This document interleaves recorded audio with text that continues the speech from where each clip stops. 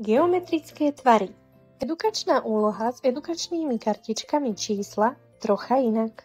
Dieťa kreslí na vyznačené miesto toľko prvkov, koľko mu udáva číslo na edukačnej kartičke, ktorú mu dospelý ukáže. V našom prípade číslo 4. Dieťaťu môžeme pomôcť aj pomocnou otázkou. Napríklad, koľko má traktor kolies? Tvar prvkov, ktoré bude dieťa kresliť, si vopred spoločne určíme. Teraz kreslíme kruh. Dieťa teda nakreslí toľko kruhov, koľko má traktor kolies. Môžu to však byť rôzne geometrické útvary, čím dochádza k precvičeniu vnímania a pomenovania geometrických tvarov. Výtvarnú náročnosť prvkov prispôsobíme mentálnym a motorickým schopnostiam dieťaťa, aby sme príliš vysokou výtvarnou náročnosťou neodradili dieťa od tejto edukačnej úlohy. Pri druhom čísle 7, nakreslí dieťa toľko trojholníkov, koľko má lienka bodiek.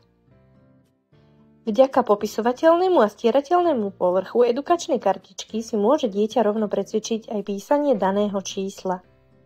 Táto edukačná úloha rozvíja schopnosť priradiť počet prvkov k zobrazenému číslu, schopnosť určiť hodnotu čísla a pozitívny vzťah k matematike a učeniu vôbec.